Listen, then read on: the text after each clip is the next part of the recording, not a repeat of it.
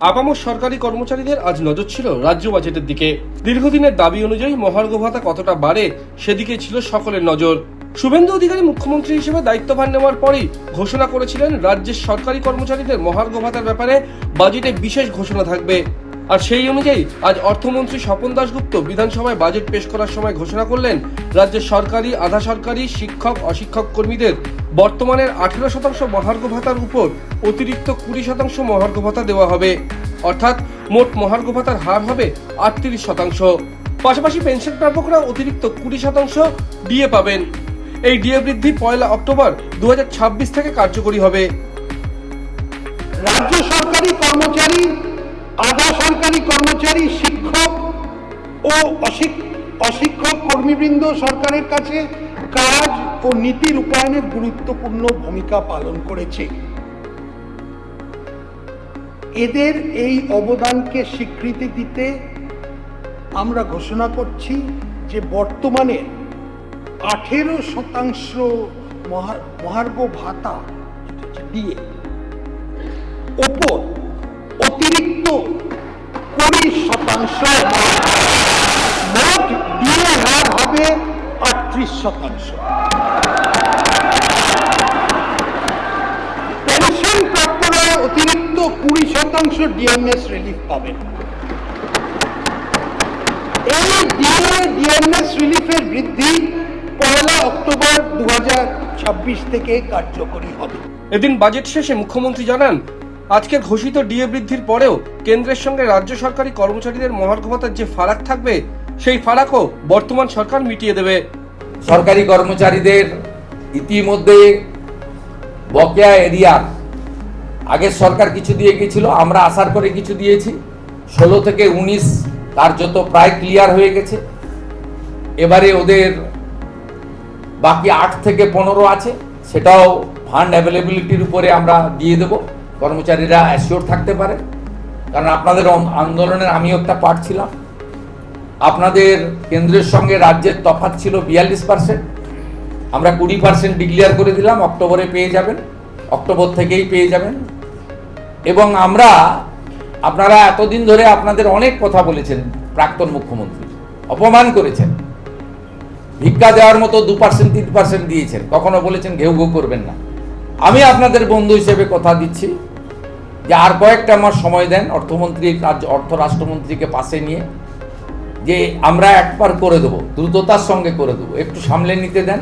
মাত্র 1.5 মাস বয়স এই সরকারের, এবং বিপুল ঋণের বোঝা আছে, সব দিক সামলে এগোতে হচ্ছে।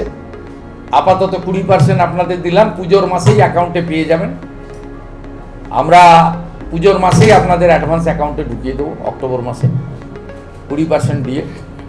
এবং বাকি যে গ্যাপ থাকলো 22%, সেটাও ধীরে ধীরে ধীরে ধীরে অপেক্ষা করুন আরেকটা বাজেট পর্যন্ত, ডক্টর স্বপন দাশগুপ্তর আরেকটা বাজেট পর্যন্ত আমি আছি সাথে। আপনাদের কোনো অসুবিধা হবে না।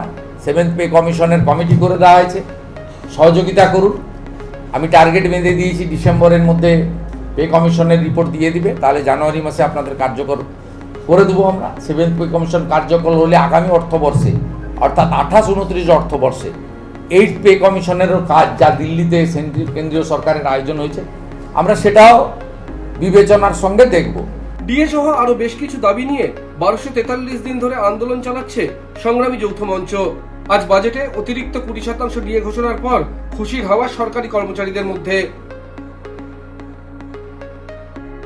বাইরে পরিস্থিতি যাই হোক না কেন, মানে জীবন চর্চাতে বা ভিতরে আমাদের মধ্যে কোনো রকম কোনো উচ্ছ্বাস, দৈন্যতা থাকে না। সেটা যখন মানে মামলা দিয়ে বাড়ি ছাড়া করেছে, যখন সংগঠন প্রায় দিশাহীন, সেই সময়েও যেমন সংগঠন ভেঙে পড়েনি, এখনও নয়।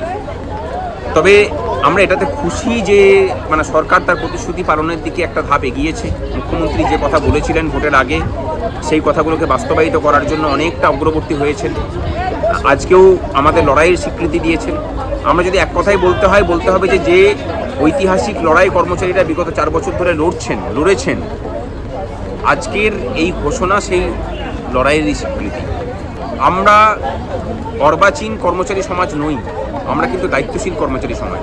আমরা আগের জামানাতেও এই ভূমিকাটাই পালন করতে চেয়েছিলাম। দুর্ভাগ্যের বিষয় যে মমতা ব্যানার্জি কর্মচারী বলতে প্রতাপ নায়কদেরকে বুঝেছিল, কিন্তু আসলে ওই প্রতাপ নায়ক, মহিদুল ইসলামরা যে একটা দুষ্কৃতী, সেটা ছাড়া অন্য কিচ্ছু নয়। সেটা হয়তো এখন বসে উনি কালীঘাটে বসে অনুভব করছেন। ডিএ ঘোষণার পাশাপাশি সরকারি চাকরিতে নিয়োগের ক্ষেত্রেও বড় ঘোষণা করা হয়েছে আজকের বাজেটে। এদিন অর্থমন্ত্রী স্বপন দাশগুপ্ত জানান, রাজ্য সরকারি অফিসগুলোতে 1 লক্ষ শূন্য পদ পূরণ করা যাবে, যা 33% মহিলাদের জন্য সংরক্ষিত থাকবে। এই শূন্য পদগুলোর মধ্যে 20,000 পুলিশ বিভাগ, 50,000 শিক্ষক, অধ্যাপক এবং শিক্ষককর্মী, 1,000 ইস্টার্ন ফ্রন্টিয়ার রাইফেলস এবং বাকি অনেক সরকারি নিয়োগ করা হবে। সরকারি চাকরিতে নতুন নিয়োগে 33% পদ মহিলাদের জন্য সংরক্ষিত থাকবে। সরকারি চাকরিতে মোট 1 লক্ষ নিয়োগ হবে এবার। আর এই নিয়োগের ক্ষেত্রে প্রায় 50,000 থাকবেন স্কুল শিক্ষক। দেখতে থাকুন বর্তমান ডিজিটাল। প্রতিবেদনটি ভালো লাগলে অবশ্যই সাবস্ক্রাইব করুন। ফলো করুন বর্তমান।